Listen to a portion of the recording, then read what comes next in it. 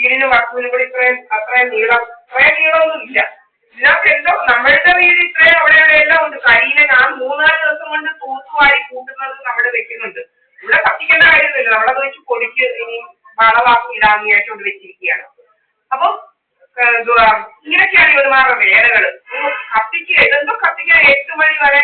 എത്ര മണി മുതലാണെന്ന് വെച്ച് കഴിഞ്ഞാൽ ഒരു 5:30 നമ്മളങ്ങോട്ട് വെളിയിൽ ഇറങ്ങുമ്പോഴേക്ക് തുടങ്ങും. 5 മണി 5:30 മുതൽ കത്തിക്കാൻ ഒരു 8 മണി വരെ. എന്തോ ഇത്രയും പുകയ്ക്കാനും കത്തിക്കാനും 5 മിനിറ്റ് വേണ്ട ഇവരുടെ ഇച്ചിരി ഒരു അങ്ങോട്ട് കത്തിത്തീരാന്. ഇതെന്തോ ഈ പുകയ്ക്കണേന്ന് മനസ്സിലാകും. പുകയ്ക്കത് മണിക്കൂറുകളാണ് പുകയ്ക്കുന്നത്. ഇന്നലെ രാത്രി വരെ പുകയായിരുന്നു. ഇന്ന് ഇതുപോലെ തന്നെ പുകയ്ക്കാൻ തുടങ്ങിയായിരുന്നു. ഇനി പുകയ്ക്കുമ്പോൾ ഞാൻ വിളിച്ച് പറയും ഇങ്ങനെ ഭയങ്കര എടുത്ത് വെക്കേണ്ടില്ലേ ഫോട്ടോ എവിടാ പുകയ്ക്കുന്നതെന്നുള്ളത്. എന്നിട്ട് ഞാൻ വിളിച്ച് പറയും. ഇത് വലിയൊരു ശല്യമായിട്ട് പറയും. നമ്മുടെ വീട്ടിൽ പുക വരുന്നത് എങ്ങനെയാ? കണ്ടാലത്തേക്ക് അയ്യത്ത് പുകയ്ക്കുന്ന നമ്മുടെ വീട്ടിൽ പുക വരുമോ? ഇതൊന്നും അറിയണ്ടായോ? അപ്പൊ ഇങ്ങനെയൊക്കെയാണ് പെണ്ണുപിടുത്ത കഥകളാണ് ഇവന്മാരുടെ ഇത്.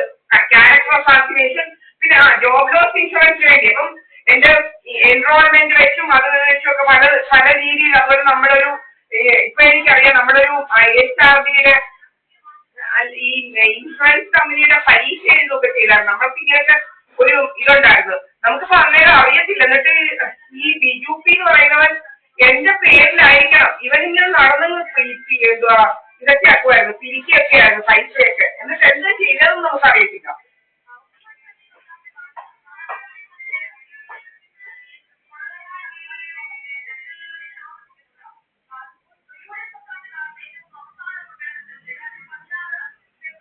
ഹലോ ഹലോ സേന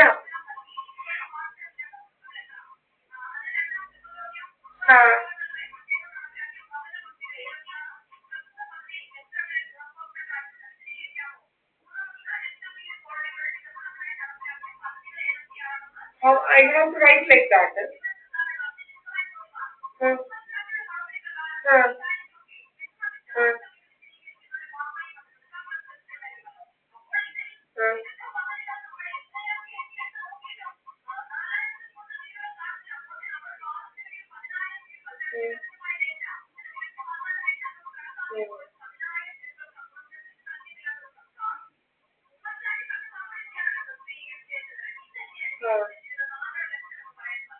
No, I don't want.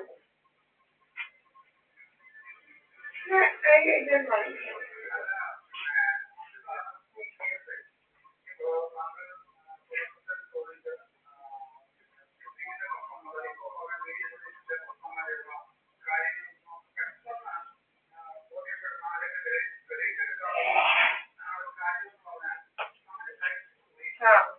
So what I'm saying is like ഇപ്പം എന്റെ LLBയുടെ എൻറോൾമെന്റ് സർട്ടിഫിക്കറ്റ് വെച്ചും അതുപോലെ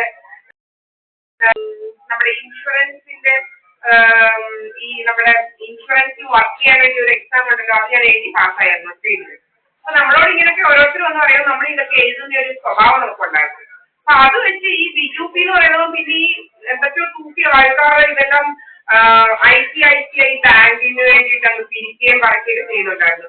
ഇവന് അങ്ങനെ ചെയ്യണമെങ്കിലും ഈ എക്സാം പാസ്സായാലേ പറ്റും. അപ്പൊ എന്റെ ഇത് വെച്ചിട്ട് എന്തൊക്കെയോ ചെയ്ത് ഇവൻ നല്ല കാശ് വാങ്ങിച്ചിട്ടുണ്ട്. എന്നിട്ട് എനിക്ക് എന്തൊക്കെയോ കിട്ടിയില്ലെന്നൊക്കെ പറഞ്ഞുകൊണ്ട് ഇവൻ ഇതെല്ലാം ചെയ്ത് വെച്ചിട്ടുണ്ട്. എനിക്ക് എന്തുവാ ഇവരെന്നിട്ട് പറയാതെ എന്നെ മാനേജർ ആക്കാമെന്ന് പറഞ്ഞുകൊണ്ടാണ് ഇവൻ ഇത്രയും പോളിസി പിടിച്ചു കൊടുത്താൽ മാനേജർ ആക്കാം എന്ന് പറഞ്ഞുകൊണ്ടാണ് ഇവരാണ് പോകുന്നത് കോട്ടയത്തൊക്കെ.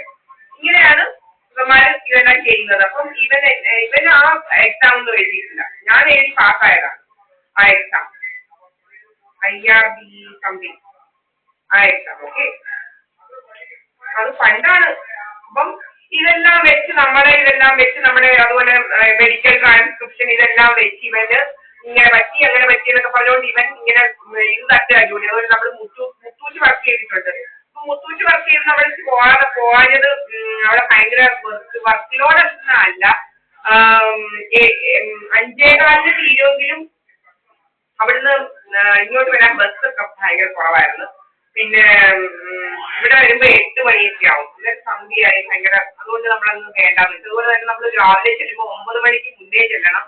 ഇത്തിരി ഒരു 2 മിനിറ്റും പഞ്ചിങ് ടൈം കഴിഞ്ഞാൽ പിന്നെ നമ്മളുടെ ഹാഫ് ഡേ ലീവ് ആകും. അതുകൊണ്ട് നമ്മൾ അതൊന്നും അങ്ങനെ കുറെ ജോബ് നമുക്ക് നമ്മൾ വേണ്ടാന്ന് വെച്ചിട്ടുണ്ട്. അപ്പൊ ഈ ജോബ് ലോസ് ഇൻഷുറൻസ് എന്നൊക്കെ പറഞ്ഞിട്ട് പല രീതിയിൽ ഇവർ കഥ ഉണ്ടാക്കി വേറെ ഈ കാരണങ്ങൾ കൊണ്ടാണ് ഞാൻ ഈ ജോബൊക്കെ കളയുന്നത് എന്നുള്ള കള്ള കഥകളൊക്കെ ഉണ്ടാക്കി ഇവന്മാര് എന്നെ വെച്ച് ജോബ് ലോസ് ഇൻഷുറൻസ് എന്ന് പറയുന്ന കുറെ കാശൊക്കെ നല്ല ശരിക്ക് വാങ്ങിച്ച് ഇവളുമാരെല്ലാം കൂടെ ചെയ്യുന്നുണ്ട് പലതും എന്നെ വെച്ചിട്ട്. അതെല്ലാം എന്റെ കാശ, ഞാൻ വർക്ക് ചെയ്യുന്ന കാശുകളാണ്, മനസ്സിലായില്ലേ?